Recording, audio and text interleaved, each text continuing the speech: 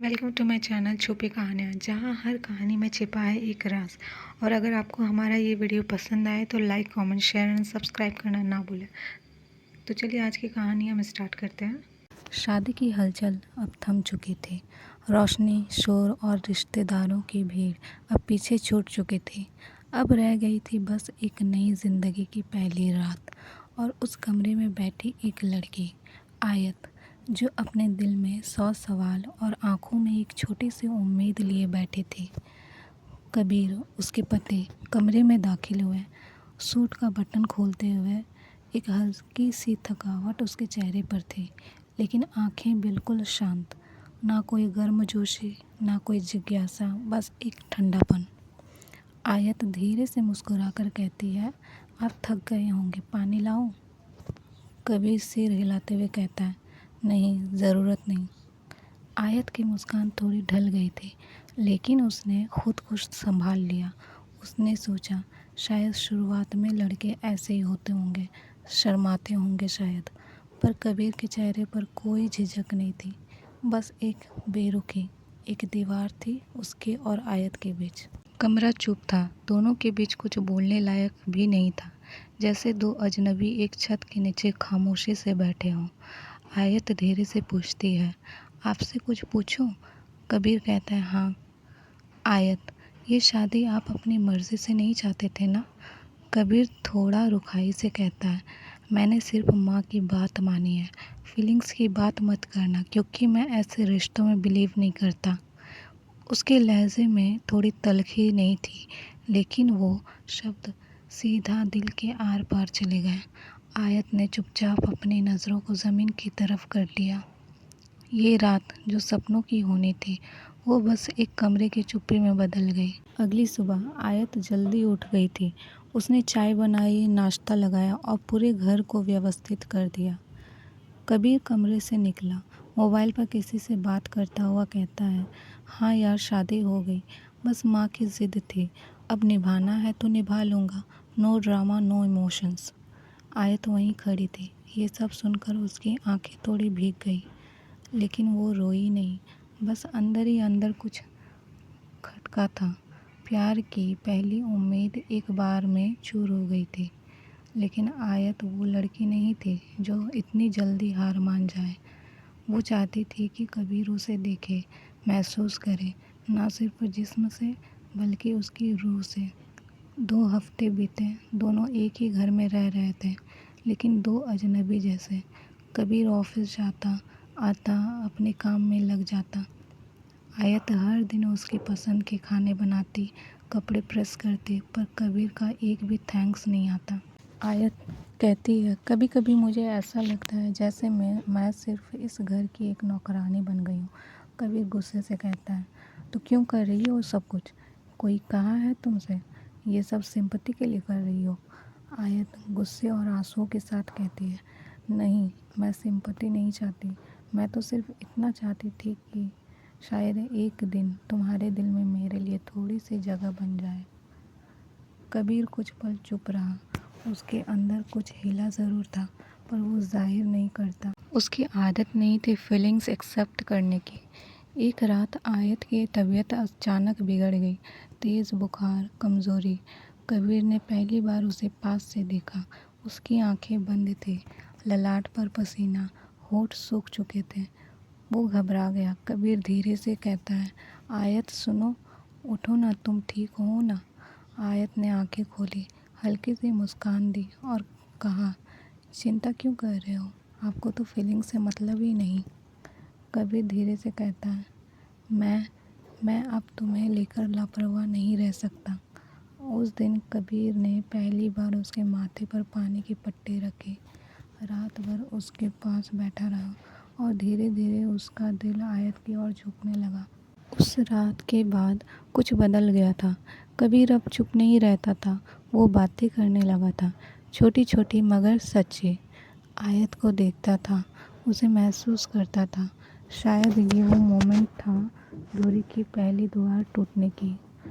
कबीर चाय पीते हुए कहता है, तुम्हारी अदरक वाली चाय बिल्कुल माँ जैसी लगती है। आयत हैरान होकर कहती है, पहली बार कुछ अच्छा कहा आपने। कबीर हल्की मुस्कान के साथ कहता है, पहली बार टेस्ट आया तो कहा। उसके लहजे में अब रूखापन नहीं था, बल्कि कुछ नम सा, कुछ सच्चा सा लगने लगा था। आयत की आंखों में अब नमी की जगह धीरे धीरे चमक लौटने लगी थी। लेकिन जो रिश्ते गहराई में उतरते हैं वो यूं ही आसानी से नहीं बनते। कभी कभी उनमें फिर से तूफान आता है। एक हफ्ते बाद कबीर किसी से कॉल पर बात कर रहा था, तेज़ आवाज़ में। वो गुस्से में था, बहुत गुस्से में। अगर मैं उसे प्यार नहीं करता था तो क्या ज़बरदस्ती शादी की?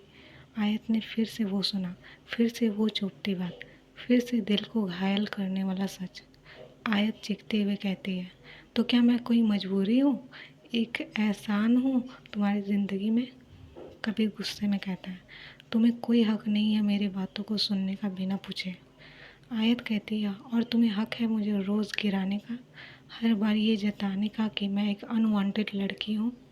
कमरे की हवा थमी हुई थी, दोनों की सांसें तेज, आंखों में नफरत से भी ज़्यादा दर्द था। कबीर गुस्से से बाहर निकल गया और आयत वहीं बैठकर रोती रही चुपचाप। उसी रात कबीर देर से लौटा। कमरे में आयत नहीं थी, सारी बत्तियां बुझी थी, घर में सन्नाटा था। उसे बेचैनी हुई, आयत कहाँ है? तभी उसने देखा, किचन में कोने में ज़मीन पर बैठी थी वो, सर दीवार से टकराकर, आंखें बंद। कबीर धीरे से कहता है, यहाँ क्यों बैठी हो, क्या हुआ तुम्हें?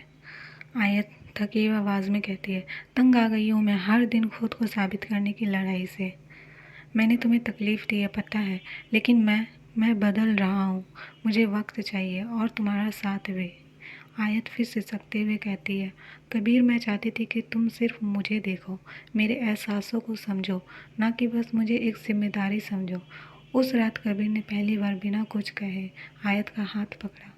वो एक सुकून था, एक ठंडी सी आहट जिसमें दो जख्मी रूहें पहली बार करीब आई। कुछ दिनों बाद अब रिश्ता धीरे धीरे खिलने लगा था। कभी आयत का हंसना तो कभी कबीर की छोटी सी चुटकुले। अब वो लोग दो लोग नहीं थे, अब वो हम बन रहे थे। कबीर कहता है, मुझे तुम्हारे बाल खुले हुए ज़्यादा पसंद है। आयत हैरान होकर कहती है, मतलब तुम मुझे नोटिस करते हो? कबीर कहता है, तुम्हें देखना अब आदत बन गई है। और फिर एक शाम बारिश हो रही थी, बिजली चली गई थी, कमरे में बस मोमबत्ती की हल्की लौ थी और दोनों आमने सामने। आयत खिड़की के पास खड़ी थी, बाल भीगे हुए, चेहरा हल्का मुस्कुराता, पर आंखों में एक सवाल था, क्या अब सब सच में बदल गया है? कबीर उसके पास आया। कबीर धीरे से लेकिन गहरी आवाज़ में बोलता है, आयत। आयत धीरे से जवाब देते, हाँ। कबीर, क्या मैं तुम्हें अब अपना कह सकता हूँ? अब? कबीर, अब जब तुम्हारे बिना मेरा दिल अधूरा लगता है, अब जब तुम्हारी चुप्पी मुझे तकलीफ़ देती है, अब जब मैं खुद से ज़्यादा तुम्हें महसूस करता हूँ। आयत की आंखों में आंसू थे, लेकिन मुस्कान भी। उसने कबीर की तरफ देखा। वो चेहरा जो कभी पत्थर जैसा लगता था, अब उसमें प्यार की आग थी और पश्चाताप की तपिश। फिर वो पहली नज़दीकी। कबीर ने धीरे से उसका हाथ थामा और उसकी हथेली पर होठ रख दिए। वो पहला स्पर्श जिसमें कोई ज़बरदस्ती नहीं थी, बल्कि एक इजाज़त थी, एक कनेक्शन था। आयत ने अपनी आंखें बंद कर ली। कबीर ने उसका चेहरा छूते हुए कहा। कबीर फुसफुसाते हुए कहता है, तुम्हारी हर खामोशी अब मेरी ज़ुबान है और तुम्हारा हर आंसू मेरी जिम्मेदारी। वो रात ना कोई अल्फाज बोले गए, ना कोई वादा किया गया, बस दो रूहें एक दूसरे की गर्माहट में पिघल गई। प्यार की उस पहली रात के बाद सब कुछ ऐसे बदल गया था। कबीर अब जिम्मेदारी नहीं, आयत को अपना हिस्सा मानने लगा था। सुबह की चाय साथ, शाम की बातें और रात की हंसी, वो दोनों अब वक्त नहीं, एक दूसरे को जीने लगे थे। लेकिन फिर आया तूफान। एक सुबह कबीर जल्दी ऑफिस चला गया। आयत ने उसके फ़ोन में नाम देखा, सानिया, जिसके साथ उसकी देर रात चैट थी। आयत के होंठ सूख गए। क्या ये रिश्ता एक झूठ था? क्या उसकी मोहब्बत सिर्फ अकेले की थी? आयत फ़ोन देखती है, उसकी आंखों में आंसू हैं। सानिया, कौन हो तुम और मेरी ज़िंदगी में क्यों हो? कभी रात को लौटा मुस्कुराते हुए, लेकिन आयत का चेहरा ज़मीन में चिपका हुआ था। उसने कुछ नहीं पूछा, बस फ़ोन उसकी तरफ बढ़ाया। आयत ठंडी आवाज़ में पूछती है, किसी की यादें इतनी ज़िंदा हो तो नई मोहब्बत झूठ लगती है। कबीर हैरान होकर कहता है, तुमने मेरा फ़ोन चेक किया? आयत, हाँ, और अगर तुम सच्चे हो तो डर किस बात का? कबीर कुछ पल चुप रहा, फिर धीरे से बोला, सानिया मेरा पास्ट है। हम 4 साल साथ थे और फिर उसने मुझे छोड़ दिया। तुमसे शादी के बाद भी उसने वापस कांटेक्ट किया, लेकिन मैं उस रास्ते पर नहीं गया। मैंने जवाब नहीं दिया, बस पढ़ लिया। आयत, तो डिलीट क्यों नहीं किया? कबीर धीरे से कहता है, शायद मैं डरता था कि कहीं तुम भी मुझे छोड़ ना दो। उसने छोड़ा था, तुम मत जाना। आयत की आंखें भीगी थी, लेकिन अब उनमें कोई गुस्सा नहीं था। उसने कबीर के पास जाकर उसका हाथ थामा और कहती है, अगर मोहब्बत सच्ची हो तो डरने की ज़रूरत नहीं होती।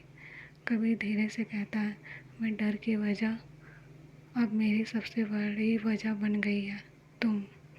अगली सुबह एक बड़ी घटना ने दोनों को और करीब ला दिया। आयत को बाजार से वापस आते वक्त एक बाइक से हल्की टक्कर लग गई। पैर में चोट थी और मोबाइल बंद हो गया। कबीर ने जब उसे ढूंढा और अस्पताल में देखा तो पहली बार वो खुद को संभाल नहीं पाया।